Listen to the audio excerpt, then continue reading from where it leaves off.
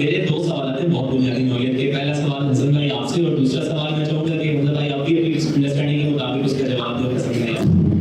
پہلا سوال یہ ہے کہ ایک ٹائم پہ ہر انسان کی زندگی میں ایکسٹینشن کرائسس آتے ہیں, وہ ٹروتھ سیکنگ کی طرف جاتا ہے. اب اگر اس ٹائم پر ٹروتھ سیکنگ کی طرف جاتا ہے اور اپنی عقل سلیم کو استعمال کرتے ہوئے وہ کسی بھی مذہب کو سچ سمجھ کر اس پر عمل کرنا شروع کر دیتا ہے, اپارٹ فرام اسلام, وہ اسلام کو نہیں مانتا اور کسی اور مذہب پہ عمل کرنا شروع کر دیتا ہے, اس کی اپنی انڈرسٹینڈنگ اس کو کہتی ہے کہ یہ ٹھیک ہے, تو اس کے بارے میں کیا حکم ہے؟ اور اگر آپ یہ کہتے ہیں کہ اس کی مغفرت ہو جائے گی یا اس کو بخشش کا سامان اس کا کچھ ہو جائے گا, تو جو قرآن پاک کی آیت ہے وہ میں یہ بتا غیر اسلام دین وہ خلاف ہے دین الفاصلی, اس کی طرف کیا توجیہ کریں؟ یہ بات میں نے اپنی بک میں بھی لکھی ہے, پڑھی ہو تو. جی حسن بھائی. جی حمزہ بھائی کی بک کی پروموشن بھی ساتھ ساتھ جاری ضروری ہے.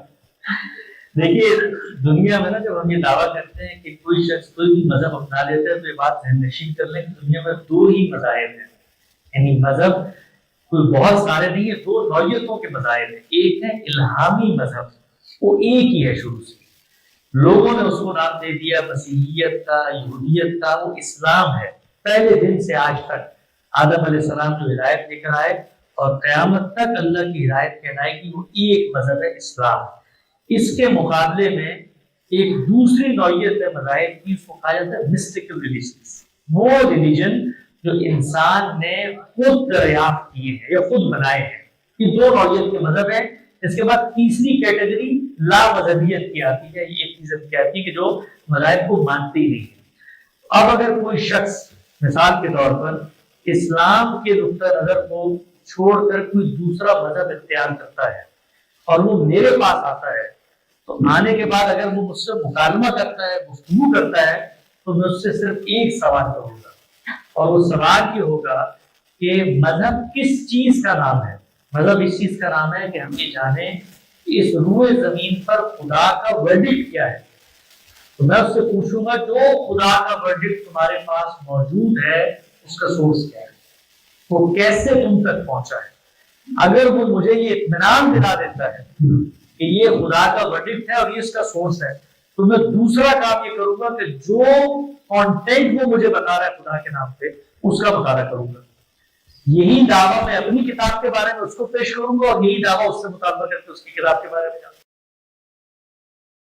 ابھی تو اس کی بحث نہیں آ رہی, اس لیے کہ اس نے ایک مذہب اختیار کر لیا, وہ الگ سوال ہے. اگر وہ نامذہبیت کی طرف جاتا ہے اس کو الگ سے لیتے ہیں, یعنی اس وقت آپ نے کسی مذہب کو اختیار کر لیتا ہے. وہ لوگ جو ایتھیسٹ ہو جاتے ہیں وہ یہ کبھی نہیں کہتے کہ ہم بھی ایک چیز کو بطور مذہب اختیار کرتے ہیں, اس کو الگ سے زیر بحث لاتے ہیں. میں جس معنی میں مذہب کو بیان کر رہا ہوں اور جس سوال کو آپ نے پوچھا وہ یہ کہ اسلام کو چھوڑ کے کوئی دوسرا مذہب اختیار کر لیتا ہے, تو ایتھیزم ایک کوڈ آف لائف ہے, یقینی طور پہ پورا کا پورا نظریہ حیات ہے. اور وہ لوگ اس کو کیا مذہب کہہ کے پیش کرتے ہیں, یہ الگ سوال ہے, اس کو الگ سے ذریعے. علم کے معاملے میں ہم نے اپنے استاد سے یہ بات سیکھی ہے جو میں بیان کرنا چاہتا ہوں کہ علم ہمیشہ ترتیب سکھاتا ہے چیزوں کو سمجھنے کی. انسانی ذہن بڑے خیالات پیدا ہوتے ہیں, پورا کا پورا طوفان موجود ہوتا ہے, لیکن زندگی میں اگر حقیقی علم حاصل کرنا ہے تو اسٹیپس میں ترتیب سے چیزوں کو سمجھیں. تو میں یہ عرض کر رہا تھا کہ میں اپنے مذہب کے بارے میں یہ کہتا ہوں کہ جو اس کا کانٹینٹ ہے, یہ کانٹینٹ اپنے بارے میں کوئی دعوے کرتا ہے. اگر تمہارا مذہب یہی دعوے کرتا ہے تو آگے مجھے بتاؤ. یہ موضوع نہیں ہے اس وقت کہ میں اس کو تفصیل سے یہاں پر بتاؤں, آپ جاننا چاہیں گے تو الگ سے سوال میں بتا دوں گا. اس کے بعد وہ یہ کہتا ہے کہ میں تو اپنے مذہب پہ قائم ہوں, میں تو ہندو ہوں, میں تو بدھسٹ ہوں, میں تو وشنو مت کا ماننے والا ہوں. اب وہ اللہ کی عدالت میں پیش ہوگا, اور اللہ کی عدالت میں پیش ہونے کے بعد اللہ تعالیٰ اس سے کچھ سوالات کریں گے. نیت اچھی ہو اس کے باوجود سوالات ختم نہیں ہوتے.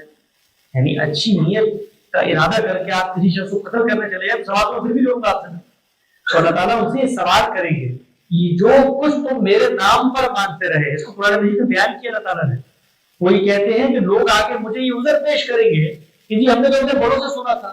تو اللہ تعالیٰ کہتے ہیں کہ اگر تم غور سے سنتے اور عقل سے کام دیتے تو کبھی اس طرف نہ جاتے.